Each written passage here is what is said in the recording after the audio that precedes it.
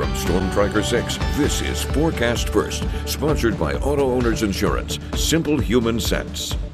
Across mid-Michigan this evening, we have dry, partly cloudy, and some breezy conditions in place, but our temperature is really impressive. 78 degrees in Lansing, tying the record high temperature for today. We're at 77 in St. John's, Mason, and down through Jackson as well. That puts us almost 16 degrees warmer compared to where we were just 24 hours ago. We'll hold on to these incredibly warm temperatures for tomorrow, and then the chance for rain, and then some cooler temperatures will begin to move in. I'll have some more details in just a bit. 6 News at 5:30 starts right now.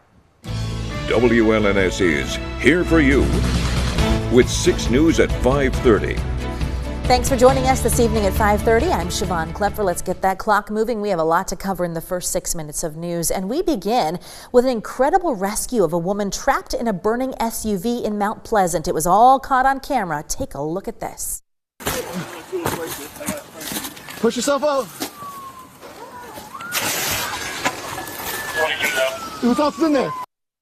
Wow, this happened just before 10 o'clock Sunday night. A police officer responded to a call about a one-vehicle rollover, grabbed an axe, and then chopped through the windshield until the driver could be pulled out. Nobody else was in the SUV. The 22-year-old woman was taken to a hospital for minor injuries. Moving to Barry County. Deputies there were involved in a situation that ended with a person shot and killed. This happened last night. The sheriff's office says they were responding to a domestic situation involving a gun in Hope Township. Details are very limited. However, our sister station in Grand Rapids reports the family of the man identified him as Jeremiah Johnson, an Army veteran with post-traumatic stress disorder. Tonight, state police are handling this investigation. Well, this evening, a man in Grand Rapids is charged with a gun safe storage violation after a 2-year-old child got a hold of a gun and shot themselves on Saturday. We're told they will survive. Police say Nakobe Thomas told them he does not know how the child got the gun, which is normally kept locked away. Police say they seized other guns in that home, including one that was loaded and not secured. A 13-year-old boy reported missing from Wayne County has been found safe in Kentucky. Tonight, his father is in jail. Officials say the boy was last seen on Sunday getting into his father's car at a McDonald's in River Rouge. The father, 58-year-old Christopher Brown, lives in Florida and has no parental rights. The boy's mother died earlier this month. Police in Kentucky made a traffic stop on Brown's vehicle on Monday and arrested him. He's awaiting charges now in Wayne County. In Cleveland, a 15-year-old, Keyshawn Williams, is missing, and as part of the police investigation, officers pulled a Jeep out of the Cuyahoga River today. This is the second vehicle pulled out of the river during this investigation. The teenager was reported missing in June of 2023. Police have not said if or how the two vehicles exactly factor into this case. And take a look at this. Surfers to the rescue. A fisherman was swept off a jetty in New Jersey. One of the surfers, an 18-year-old nursing student, was able to get to the fisherman, get him on his board, and get him to safety. The surfers were in this area for a competition when the man fell in. And this rescue happened in Hawaii over the weekend. The U.S. Coast Guard used a helicopter to save a man and his 2 sons from the Pacific Ocean. They sent a mayday signal when their boat capsized about 7 miles off Lanai. The search continues tonight for the person responsible for starting fires at ballot boxes in Oregon and Washington. Officials say hundreds of ballots were destroyed in Washington. A fire suppression system in the Portland box was able to put out the flames there, and only 3 ballots were damaged. An election law expert says these cases are extremely isolated. We're 7 days away, 45 states in D.C. offering early voting right now. You can probably go vote early in person, as I did this past weekend. It was incredibly quick and easy. You can return your mail ballot at this point. I think put it in a drop box, or if you're a little bit worried about that, take it right to an election office right now. I wouldn't put it in the mail because we're only 7 days away. Police have released pictures of a car they say might be connected to those fires. Actress Terry Garr, known for starring roles in Young Frankenstein, Close Encounters of the Third Kind, and Tootsie, died today. She was 79. Her publicist announced she passed away of multiple sclerosis. She started her career as a background dancer in several Elvis Presley movies and then moved to TV and films. Later in life, she became a spokesperson for the National Multiple Sclerosis Society. Tens of thousands of people gathered outside the Parliament building in the country of Georgia last night, demanding the annulment of an election that the president says was rigged with help from Russia.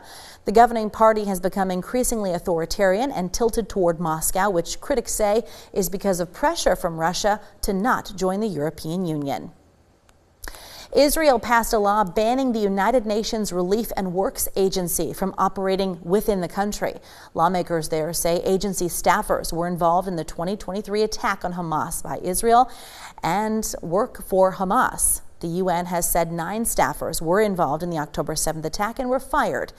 The agency employs tens of thousands of workers and provides education, health, and aid to millions of Palestinians in Gaza, the West Bank, Jordan, Lebanon, and Syria. Well, back here in Michigan now, the federal government is spending nearly $2.5 billion on rail infrastructure throughout the nation, including in the Great Lakes state. The projects include freight rail upgrades in Ludington, Alpena, and Detroit. An Amtrak route near Niles will also be improved, and a project at MSU to develop technology that makes railroad crossings safer is also getting funds. Governor Gretchen Whitmer signed a bill into law today in Lansing to expand who's eligible for a disabled veteran license plate. The plates will now be available to veterans considered to have a partial disability, described as having, quote, service-connected disability of 50% or more, end quote. One of the benefits of having such a plate is free access to Michigan's state parks. A new report from the Michigan Department of Education shows more students are using the Universal Free Meals program. The number of kids eating breakfast is up 26% over last year, and there was an increase of 20% for kids eating lunch. State officials say healthy meals can increase concentration, keep energy levels up, and also benefit the economy by supporting food producers. Staying in Lansing, the Grand Marshal of this year's Electric Light Parade will be Paralympian J.C. Simon of St. John's. She and her partner Miles Kraske took silver in badminton in the Paris 2024 Games. She's also a current sophomore at LCC. The parade is the centerpiece of the annual Silver Bells in the City holiday event in Lansing. And taking a snapshot to end our first 6 minutes of news, this recently posted photo taken by NASA satellites on October 19th shows Michigan and the changing colors of fall. Of course, NASA officials were quick to point out that soon the state will appear snow white, Kendall. But for now, it looks absolutely beautiful. And yeah, we're talking about snow, not even close. We're talking about summertime temperatures right now. I was just going to say, we tied a record high temperature today. We could break a high temperature tomorrow. Yeah. So thankfully, it looks like the possibility for that snow, hopefully, is even further away now. All right, your full forecast with Kendall and all the glorious warm details right after the break. And then later, some news to get to. The consequences for swatting or calling the police on someone as a prank, they are serious. We'll explain when we give you the legal edge. That and much more is still to come.